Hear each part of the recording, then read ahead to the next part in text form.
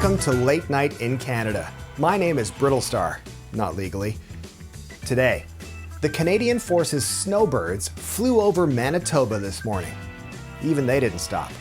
In fact, they sped up. I'm kidding, I love Manitoba. Here's another story actually in the news about Manitoba. A Winnipeg massage parlor has been fined $2,500 for breaking public health orders by opening during the pandemic. Friendly Manitoba. For 25 bucks more, we can be a whole lot more friendly. I'm kidding. Down east, PEI's Chief Public Health Officer, Dr. Heather Morrison, said recently that we shouldn't be sharing food with others from outside of our homes. For example, if you share a bowl of popcorn with someone, you should not send them back to their house at the end of the night. So if someone from PEI offers you some popcorn, you'd better really like them. In a shocking post on social media, upset about missing some concert dates at Albert Hall, Bryan Adams has blamed COVID-19 on bat-eating, greedy virus makers. Now that's shocking for a couple of reasons. One, not that it comes across as a little racist, because it does, but it's the first time the word vegan has been the last word in a social media post by a vegan. Two, he himself still has not apologized for everything I do.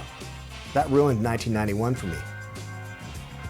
We have an amazing show for you tonight. Comedian power couple Matt O'Brien and Julia Hladkowicz are here. And our musical guest is the incredibly talented Holly Clausius.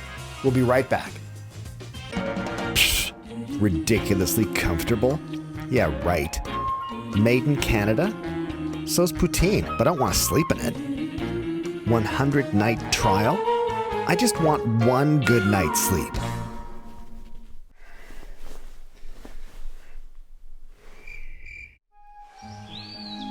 Oh my God. I'm never leaving my bed.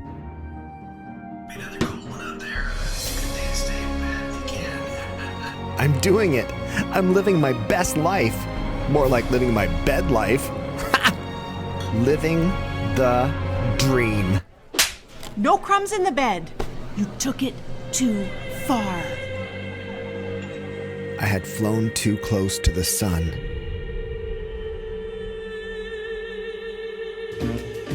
It's said that Canada creates the funniest comedians, and sometimes those comedians hook up to create a Canadian comedian comedy empire.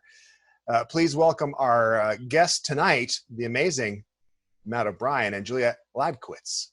Welcome, guys. To our empire. Hello. This is Look what we built. Built by making love. We're making love and making jokes. We're making the Wow. love. That's so you've made that sort of much like insects. That's good. Yes. Yeah, out of your own love and saliva.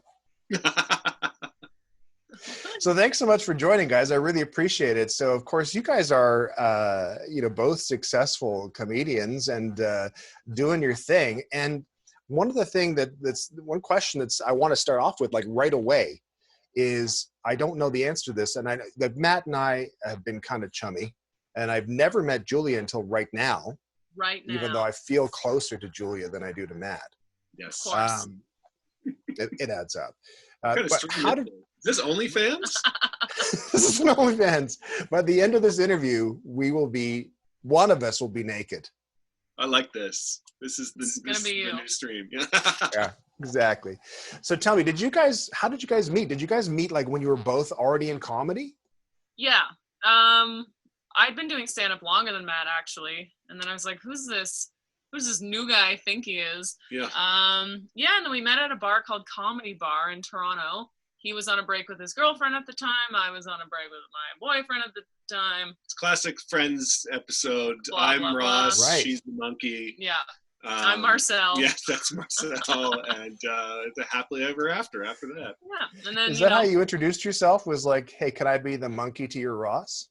Yes. Yeah, exactly. That's how. And then I went. Yeah. Then she jumped on my shoulder and we ran into the night. I gouged his eyes out. Yeah. And, threw a handful of feces at my parents, and then here we are. So tell me, when you guys, you moved, when did you move down to LA? How long ago was that? 3 years ago. Yeah, January 8th or 10th we arrived in 2007. Yeah. And what was there like a big culture shock to moving to LA, like being in that industry? Because like when you go from Canada, it's so geographically like sparse and sort of spread out, and then you go down and to LA, and that's kind of the epicenter of this whole industry. So was that a culture shock? I mean, I don't know if it was a culture shock so much, because as much as it's the epicenter, LA is still so spread out. So we were used to somewhere in like Toronto where you can easily get around to all like the main casting houses and comedy clubs. It's all sort of in one hub, whereas LA feels like 8 different places sort of smashed into one. But it's also like doing comedy down there.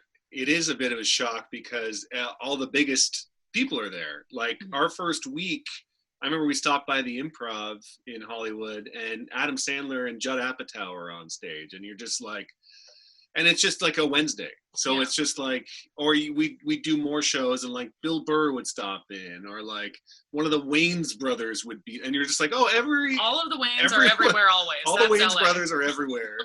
It's just a lot to deal with. Yeah. Well, nobody knows how many Wayans brothers there are. So. And sisters. They say if you see 2, there's at least 9 or 10 in the walls. Yeah, it's overwhelming. How was the whole, like the Frasier thing was hilarious and has been hilarious, the episodes, because people who don't know, you guys are recreating scenes from the TV show Frasier, and you're playing all of the characters in some amazing VFX that it feels like you're right back in the episode. Right? Yeah. I mean, it's, I've said it on many shows and podcasts, it's literally been the most creatively fulfilling thing I've done in a long time, because I get to play all the characters. Well, Mac plays Frasier. I'm fine with just Frasier. I'm a very bad Frasier. But is that your only character in the series? Is just Frasier? That's all you're doing? Matt's only doing Frasier. I'm only doing Frasier. I'm letting Julia take the rest of the creative control everything on the else. rest. People have messaged us being like, "Oh, it's getting my mind off of things," and "Oh, it's so stupid. I love it." So it's like that's exactly our goal with anything we put out. Is like if it gets your mind off of things for a second, then that's fine with us. Yeah, totally. It's amazing. I'm really enjoying them. And I just want to thank you guys for joining us today on the show. And I hope you guys keep well, stay well, and looking forward to seeing more crazy, fun videos. Matt, you also have a wine tasting video series, which is phenomenal. Thank you. It's fantastic. It's just so nice. It's unfair that 2 talented people have connected, and that's it. Really, that's the end of that. Now you can't go out there. Package deal.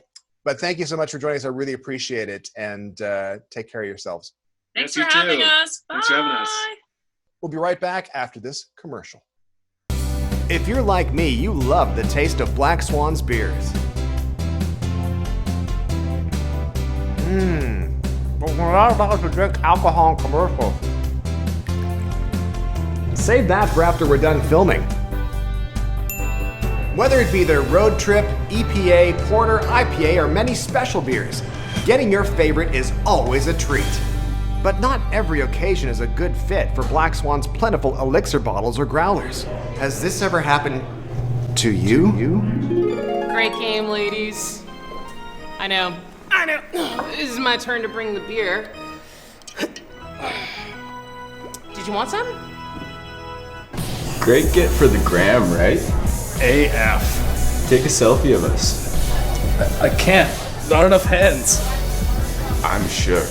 What a great looking meal. I'm gonna have some Black Swan with my dinner. Does anyone else want some? Honey, no! Well, those days are gone. Say hello to Black Swan in bottles. Thanks, Black Swan. Thanks, Black Swan. Maybe I won't leave you, Charles. Black Swan beer, now available in shareable, holdable, relationship-saving bottles. Cheers! Remember, we're not allowed to drink alcohol in the commercial. Everyone hold. Hold. Hold. And cut! That's good stuff. All right. Cheers. All the way from Exeter, Ontario. Ladies and gentlemen, Holly Clausius.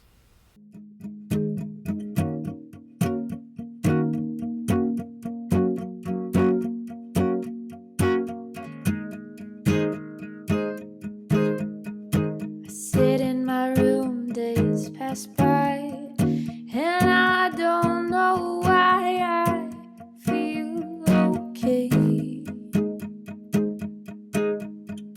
I know I'm supposed to be afraid, but it doesn't have to be that way, even when we're trapped inside. I try to find positives every day. I know that's what my mom would say, so I'm glad to be alive. But if you're not feeling that way, just know that you'll be okay. If you've got cabin fever, if you need a friend, I'll be there. If you're lonely, come and call me. Reminisce about how it used to be.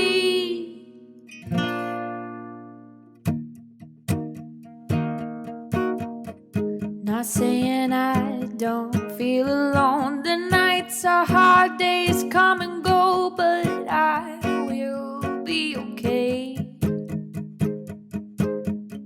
You may see an optimist, that's true, but I'm just focused on getting through and making it out the other side.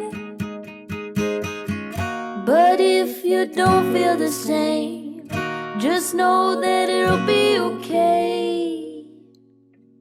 If you've got cabin fever, if you need a friend, I'll be there. If you're lonely, you can call me. Reminisce about how it used to be. If you've got the cabin fever, if you need a friend, I'll be there. If you're lonely, you can call me. Reminisce about how it used to be.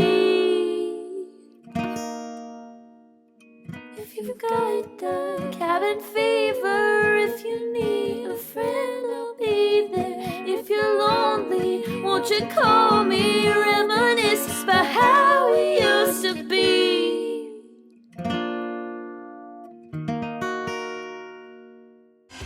Thank you so much for watching Late Night in Canada. We might actually be back. Be sure to like, share, and spread the word. You can spread the word. The government's cool with you spreading the word. That's fine.